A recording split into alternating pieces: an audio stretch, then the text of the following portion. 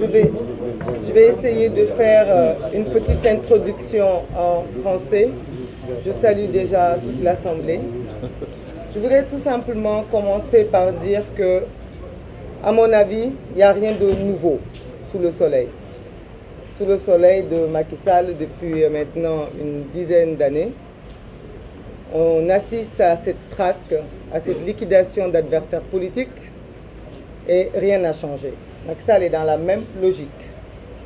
La seule chose qui change, c'est que nous avons affaire ici à un cheval non partant. Macky Sall est non partant. Sachant qu'il est non partant, il essaye d'aligner une ligne de non partant à côté de lui. Il s'est mis Karim Wade à côté, Khalifa Sall à côté, même si c'est provisoire, nous l'espérons. Maintenant, c'est le cas, ou bien en tout cas, maintenant c'est autour de Ousmane Sonko. On va dire jamais 203, d'habitude on le dit. Mais je crois qu'un cheval avec deux pattes cassées est impossible de prétendre gagner une course avec un cheval qui a ses quatre fers bien serrés. Ce qui nous amène à cette situation de fait. Qu'est-ce qui doit changer? Est-ce que c'est la procédure de Macky Sall qui est de toute façon logique avec lui-même, de ne pas vouloir d'adversaires politiques, de ne pas vouloir un jeu démocratique, de faire tout pour écarter ses adversaires? Rien n'a changé. La preuve, il n'est même pas assez original pour nous inventer quelque chose de nouveau. On est en train de parler de l'article L29, L30. Si ce n'est pas L29, maintenant c'est L30. Donc rien n'a changé. Il est dans une logique, il n'a même pas d'originalité. Il aurait pu choisir autre chose. Remarquez, il a essayé de choisir autre chose. Il a essayé le procès avec cette dame qui maintenant, je crois que tout le monde s'est fait une opinion. Il n'a pas terminé.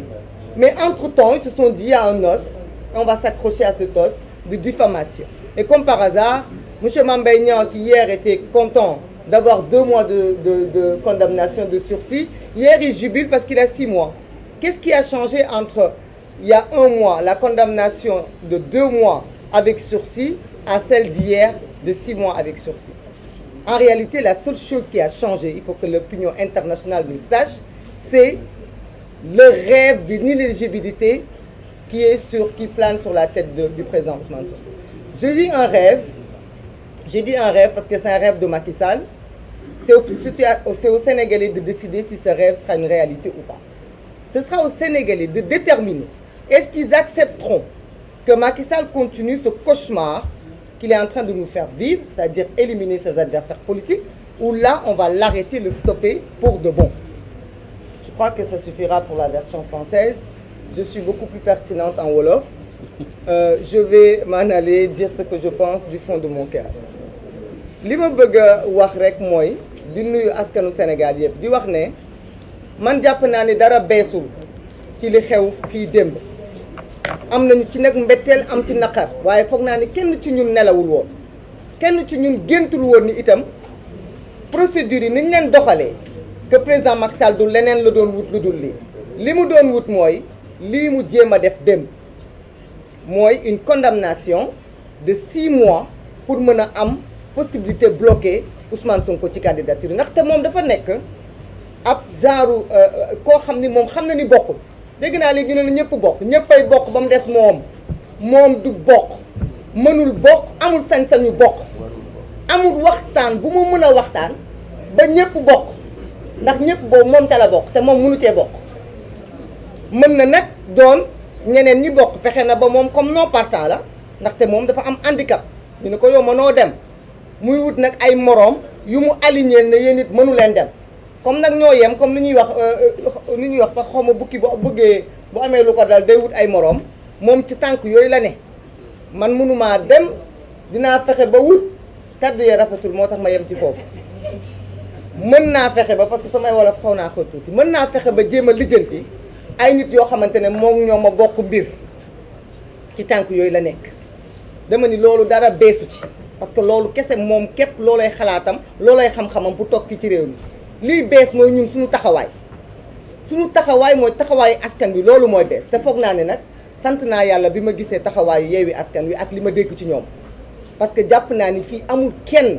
koo xam ni li nga taxawoon démb ci booru Ousmane Sonko tey di nga ci taxaw lu toll nii nga wàññi ko ci mënul nekk ndax li tax mënul nekk mooy dañoo am des destins liés li tax mënul nekk mooy soutenir Ousmane Sonko du soutenir Pastef wala nga soutenir benn idéologie mooy soutenir la démocratie sénégalaise mooy jàpp ne kenn Macky Sall ñëpp dafa bëgg a xot leen ba nga xamante ne dañuy loof mu ne leen léegi nag kaay leen ma xool nu ma defanteeg yéen kii nag ba tey dama ni rien n'est perdu parce que ci suñu ay débat il faut que loolu mu leer certes il y a une condamnation hier mais je pense que ñëpp xam nañu même bu fekkente ne pourvoi à cassation dinañ ko def fast track ni ñu ko tàmm di defee foog naa ni ba tey ay jéego mu ngi fi kon nag les Sénégalais ont largement la possibilité de poser des actes avant que cette condamnation ne soit définitive parce qu'il s'agit de ça il s'agit d'éviter d'arriver à cette condamnation définitive parce que tout simplement dafa am lu ñu fi teg yow daal mënoo rëcc kaay ñu wax la ci diffamation doo rëcc waaye bu dul diffamation tam dinañ la indil beneen dossier criminel mënoo rëcc Ousmane Sonko daal mooy ki nga xamante ne tey jamono jii bokk ci ñun di suñu candidat comme ñu yeneen candidats yi nekkee suñuy candidat ni ñuy xeexalee suñu candidat yëpp pour ñu bokk noonu la ñuy xeexalee Ousmane Sonko pour que mu bokk parce que ñun benn kaddu la ñu am te ay góor doo nga fi toog coow li nag bare na wax ji bare na mënta ñàkk comme li may wax rek ndaxte àdduna ay nit bu ñu bokkee ndey ak baay sax léeg-léeg ñu jote mais li may xam mooy ay nit bu ñu bokkee deret dañu war a rus tuurante seeni deretu moroom donc on ne se donne pas des coups entre frères de sang on ne doit pas faire tomber le sang de son frère ça évitons-le et Yewwi Askan Wi est une famille donc nous devons tout faire pour que le sang qui coule soit le sang de Macky Sall et non le sang de l'un des nôtres ça c'est un benn wax la boo xamante ne kenn su ñun ku nekk daf ko war a wax moroomam parce que kenn su ku nekk dafa war a xam ni lii ñu boole ëpp na suñu ambition personnelle ëpp na suñu ay bëgg-bëgg personnel c'est l'avenir du Sénégal l'avenir de la démocratie parce que comment on peut dire qu'on va empêcher les candidats de Yewwi Askan Wi comment on peut dire qu'on va accepter un candidat de Pastef qui ak lépp lu nga xamante ne moom la wone ci parcours am politique nga ne da nga ko écarter des présidentielles pour lu neex président Macky Sall loolu mënu nekk kon nag ñun suñu rôle rek ci la ñuy nekkaat mooy alerter mooy takkaat suñu ay sër yi fecceeku ñu fexe ba fasaat leen li nga xamante ne ñaaw la ñu fexe ba defar ko mu rafet parce que fii dara xejagu fi ba fii ñaaw lépp lu fi nit ñi gis rek je pense que ci démocratie la ñu nekk donc li may wax mooy lii Déthié Fall wax te foog naa président Habib di ci ñëw léegi muy ci plan d'action yi ñu jàpp ne nekkul na rek Yewwi Askan Wi dafa nekk ci réactivité non non dañu nekk justement ci processus boo xamante ne on est obligé de poser des actes on est obligé de se battre parce que ki ñuy jàkkaarloo c'est pas un homme sincère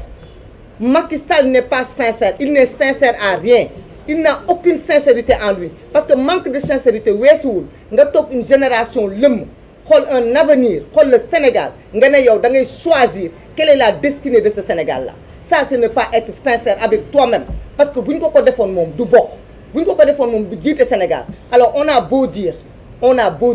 ay nitu jàmm ñoo fi nekk ay nitu salaam ñoo fi nekk kenn ci ñun bëggul ay parce que kenn ci ñun balaa ngay dugg ci politique kenn déggu la ci ay kenn gisu la ci ay kon ay nekkul loo xamante ne sunu mbëbët la wala sunu yéene la mais que ce soit bien clair on n'acceptera pas et il faut que le peuple le sache il faut que les partisans de Ousmane Sonko le sachent il faut que les militants de Pastef le sachent il faut que tout le monde le sache que li ñuy xeex nii xeexuñu ko pour que dañuy nar a ñëw tey